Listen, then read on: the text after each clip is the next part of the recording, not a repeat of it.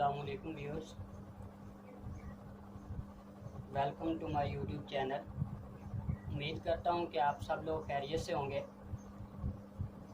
आज हम एक ग्रुप थ्योरी का बहुत ही इम्पोर्टेंट टॉपिक डिस्कस करेंगे और वो टॉपिक है इक्विवेलेंस रिलेशन। ये बहुत ही इम्पोर्टेंट टॉपिक है इक्विवेलेंस रिलेशन का। ये टॉपिक मायर थ्योरी के अंदर भी मौजूद है और रियल एनालिसिस के अंदर भी हम इसको डिस्कस करते हैं। ग्रुप थ्योरी के अंदर भी ये टॉपिक डिस्कस किया जाता है। तो आज हम इसी टॉपिक को देखेंगे, what is equivalence relation. First of all हम इसकी डेफिनेशन देखते हैं।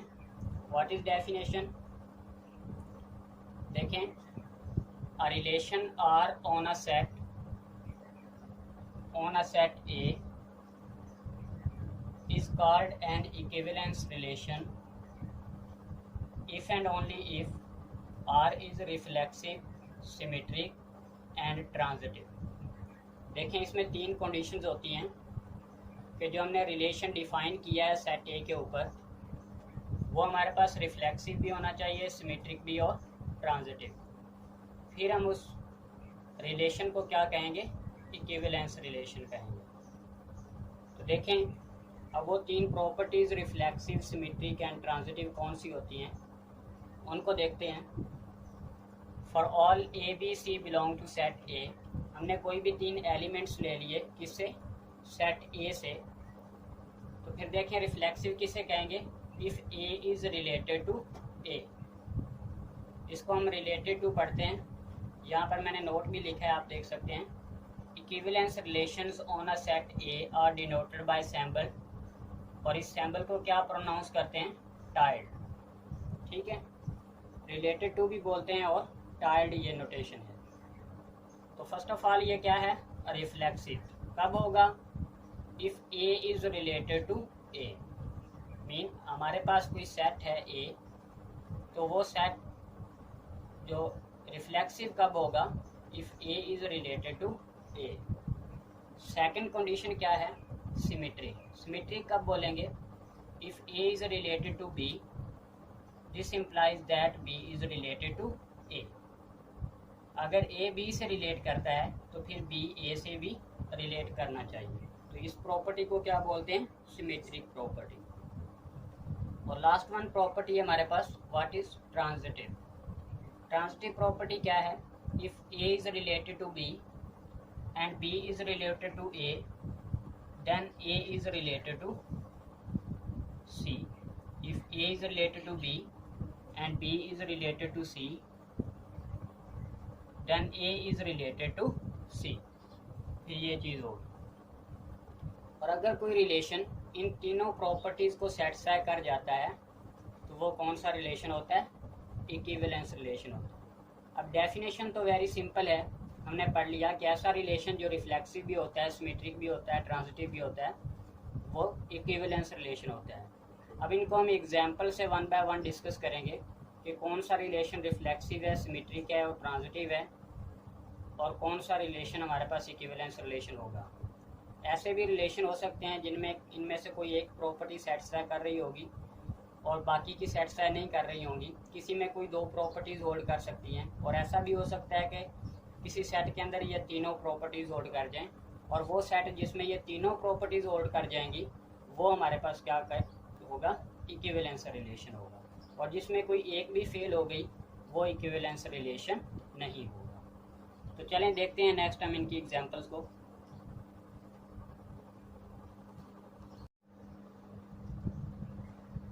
देखिए, हमने एक सेट एक्स ले लिया, 1 2 एंड 3। अब हम इसके ऊपर रिलेशंस डिफाइन करेंगे और फिर देखेंगे कि इनमें से कौन सा रिलेशन जो है वो इक्विवेलेंस रिलेशन है और कौन से इक्विवेलेंस रिलेशन नहीं है। देखें, हम रिलेशन डिफाइन करते हैं। R1 1 and 1, 2 and 2, 3 and 3,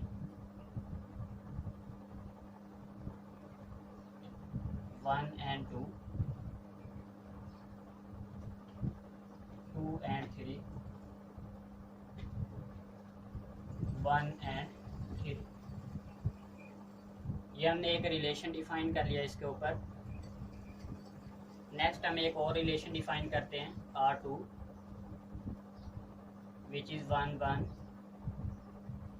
2 and 2, 3 and 3, 1 and 2। ये हमने एक दूसरा रिलेशन डिफाइन कर लिया। सेम हम एक और रिलेशन डिफाइन कर लेते हैं R3, वो हम ले लेते हैं 1 2 एंड 2 1। एक और रिलेशन ले लेते हैं R4, वो हम डिफाइन कर लेते हैं 1 एंड 1, 1 एंड 2, 2 एंड 1 लेंथ। ये हमने 4 रिलेशंस डिफाइन कर लिए। अब यहाँ पर बहुत इम्पोर्टेंट बात है ये समझने के लिए कि इनमें कौन सा रिफ्लेक्सिव है, कौन सा सिमेट्रिक है, कौन सा ट्रांजिटिव है, या फिर कौन कौन से तीनों प्रॉपर्टीज़ को ही सेटिस्फाई कर रहे हैं। तो बारी बारी हम पहले रिफ्लेक्सिव चेक करेंगे, फिर हम सिमेट्रिक चेक करेंगे और फिर हम ट्रांजिटिव प्रॉपर्टी को चेक करेंगे। तो इसे आपने बहुत अच्छे से समझना है, ये बहुत डीप कॉन्सेप्ट है। फर्स्ट ऑफ ऑल हम R1 को चेक करते हैं, रिफ्लेक्सिव प्रॉपर्टी को चेक करते हैं। रिफ्लेक्सिव प्रॉपर्टी क्या थी? A is related to A। देखें इस R1 में हमने कोई एलिमेंट लिया और अगर वो अपने आप से रिलेट कर रहा है तो फिर वो क्या होगा? रिफ्लेक्सिव होगा। अब ये रिलेशन जितने भी हैं, R1 है, R2 है, R3 है और R4 है, ये हमने किस सेट के ऊपर रिलेशंस डिफाइन किए हैं? सेट X के ऊपर।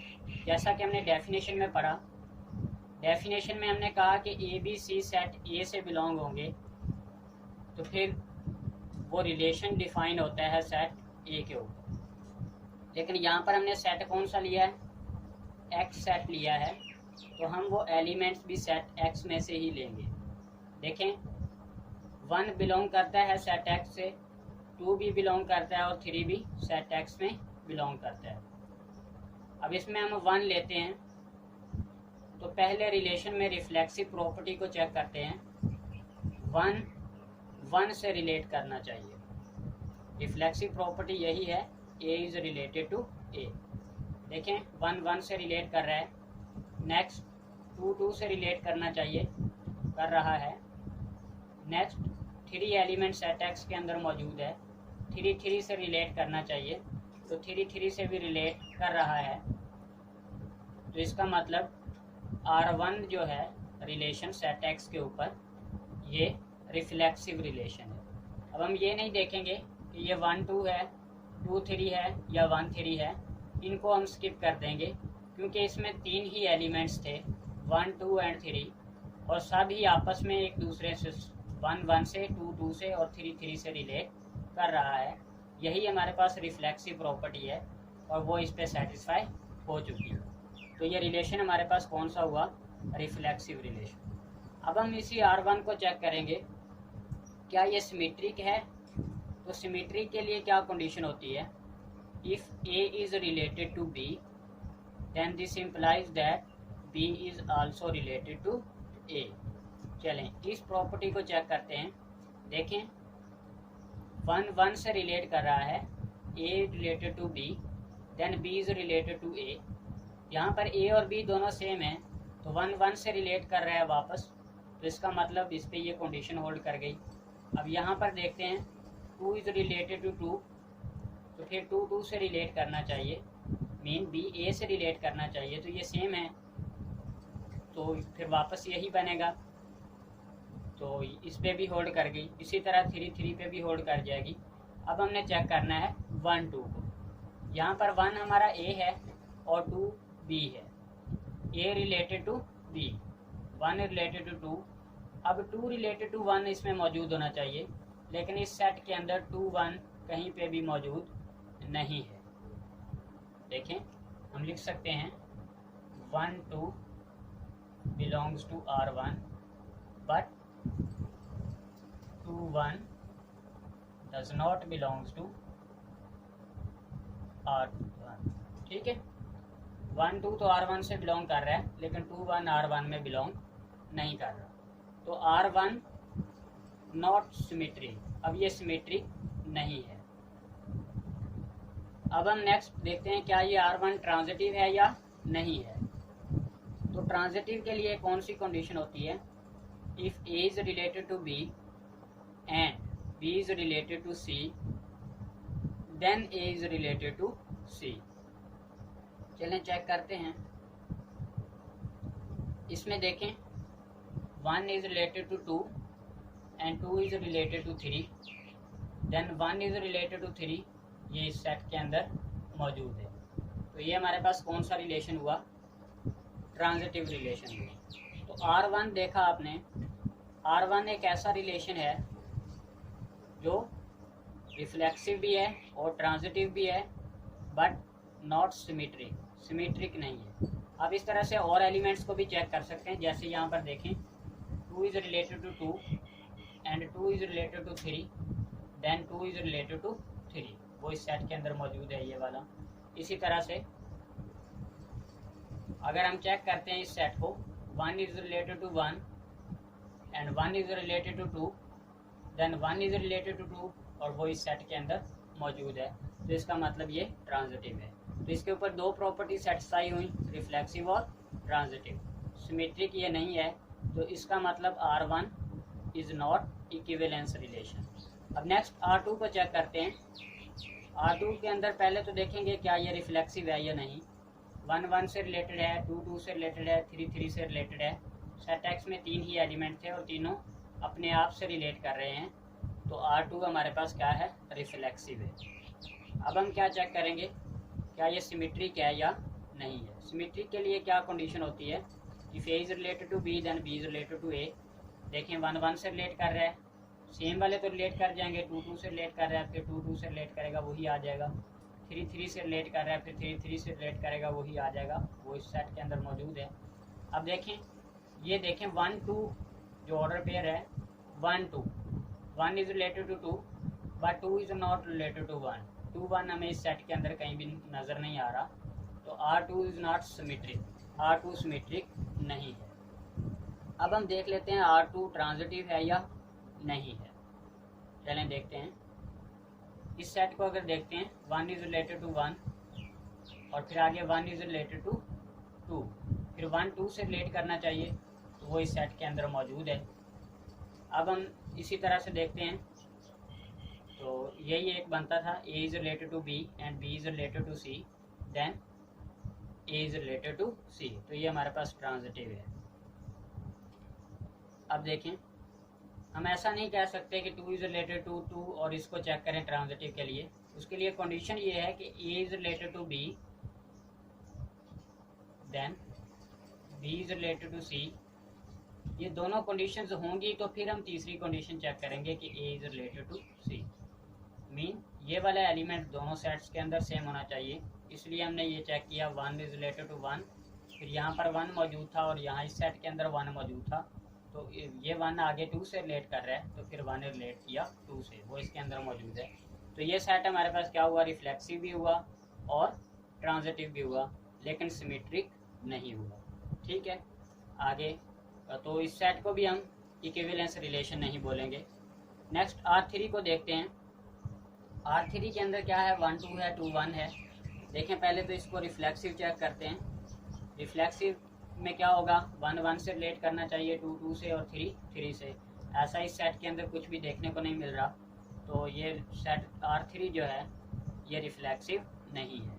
अब चेक करते हैं क्या ये सिमेट्रिक है। देखें 1 इज रिलेटेड टू 2, अगर 1 2 से रिलेट कर रहा है तो 2 1 से भी रिलेट करना चाहिए, तो जी हाँ 2 1 से भी रिलेट कर रहा है, तो ये रिलेशन हमारे पास सिमेट्रिक रिलेशन हुआ। ज़रूरी नहीं है सिमेट्रिक रिलेशन के लिए कि उसके सारे एलिमेंट्स को हम चेक करें, 1 2 और 3 हम कहें कि 3 तो नहीं आ रहा, ऐसा नहीं है, बल्कि सिमेट्री की कंडीशन ये है if A is related to B, बस अगर ये हमें गिवन हो कि A B से रिलेटेड है, देन बस ये हमने चेक करना है कि B is also related to A।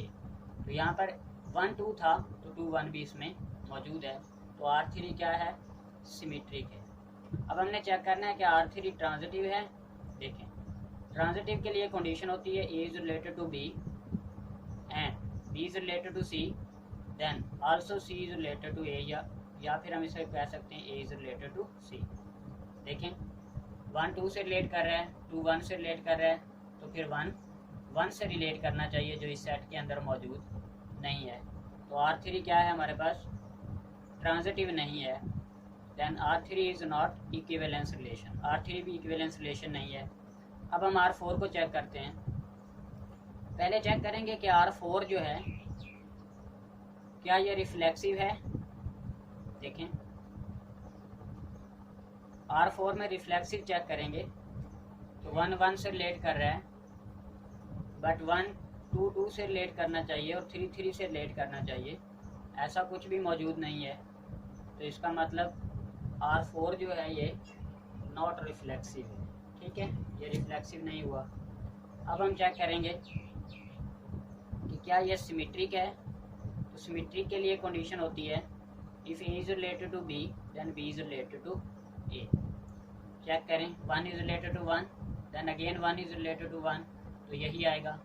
अब नेक्स्ट देखें 1 इज रिलेटेड टू 2, फिर 2 1 से रिलेट करना चाहिए, जी हाँ वो इसमें रिलेट कर रहा है, 2 इज रिलेटेड टू 1, तो ये सेट हमारे पास सिमेट्रिक सेट हुआ, ठीक है, सिमेट्रिक प्रॉपर्टी होल्ड कर गई। अब हम देखेंगे कि क्या ये ट्रांजिटिव है।